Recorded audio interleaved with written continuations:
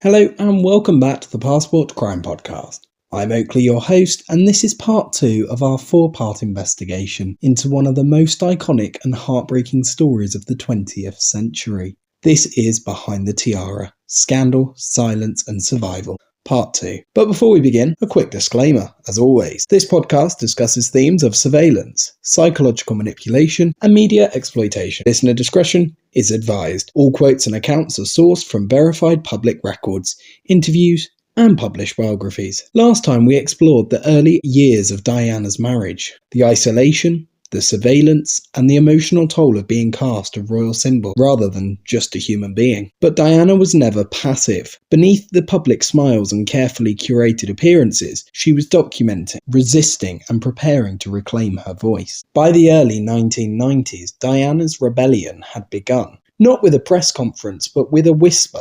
She started recording her thoughts, fears and experiences on cassette tapes, which were smuggled out of Kensington Palace by a trusted intermediary. These tapes became the backbone of Andrew Morton's explosive biography, Diana, Her True Story. It was a calculated risk. It discovered she could have faced complete exile from the royal family, but Diana was no longer willing to be silenced. The book's release in 1992 was a seismic event. The palace denied Diana's involvement, but the details were too intimate, too raw and too precise to be anything but her own. The public was stunned, the monarchy was shaken, and behind closed doors, Diana's world became even more dangerous. Surveillance intensified. Diana believed her phone was tapped. She suspected her car was being tampered with. She told friends she feared for her life. Former MI6 operatives have since confirmed that Diana was under near constant observation, not just by British intelligence, but by foreign agencies as well. The NSA in the United States reportedly intercepted dozens of communications involving Diana, some of which were shared with British authorities. She was no longer just a royal figure. She was a liability. Her popularity eclipsed that of the monarchy itself. Her compassion, her candour, and her refusal to conform made her unpredictable, and in a system built on control and unpredictability is a threat. Diana's resistance wasn't just political, it was deeply personal. She began forging relationships outside the palace. She connected with journalists, activists and survivors. She visited hospitals unannounced. She walked through landmine fields in Angola, bringing global attention to a crisis that had been ignored for decades. Her advocacy helped lead to the Ottawa Mine Ban Treaty, signed just months after her death. But with every act of defiance, the pressure mounted. Diana confided in close friends that she felt hunted. She described being followed by unmarked cars, receiving anonymous threats and being warned not to speak publicly about certain topics. Her relationship with the press was complex. She both used it and feared it. She knew how to manipulate headlines, but she also knew how quickly they could turn against her. One journalist, known for sympathetic coverage of Diana's humanitarian work, reportedly vanished from public view after attempting to publish a piece on palace surveillance. The article was pulled, the journalist's byline disappeared, and Diana, according to her personal note, believed the palace had intervened. It's important to understand that Diana's rebellion wasn't reckless. It was strategic. The fact that she knew the risks, she calculated her moves, she chose her allies carefully, but she also knew that the truth, once spoken, could not be unspoken. And that terrified those who had built their power on silence. In 1995, Diana gave her now famous interview to Martin Bashir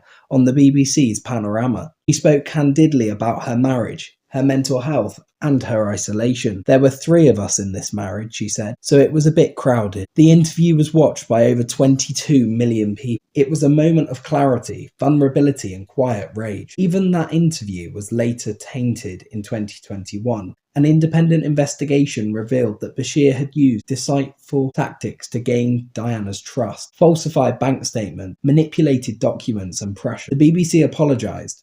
Diana's sons condemned the breach of ethics, and yet the words Diana spoke remained powerful, because they were hers. They were not scripted, they were not polished, they were real. Behind the scenes, Diana was also navigating a complex web of diplomacy. Her relationship with Dodi Fayed, son of a billionaire Mohammed Al Fayed, placed her in the crosshairs of multiple intelligence agencies such as MI6 and MI5, and the French security services were reportedly involved in monitoring her movements during her final summer. Documents later revealed that Diana's yacht trips were subject to restricted airspace and her communications were intercepted by multiple governments. She was aware of it. She told friends she felt like she was being watched from every angle. She joked that she needed to check under her car before driving, but the humour masked the deeper fear that her independence had made her expendable. Diana's humanitarian work continued to challenge global power structures. Her landmine advocacy threatened arms manufacturers. Her AIDS activism challenged stigma. Her openness about mental health and eating disorders gave voice to millions, but it also made her inconvenient. She was no longer just a royal, she was a force, even within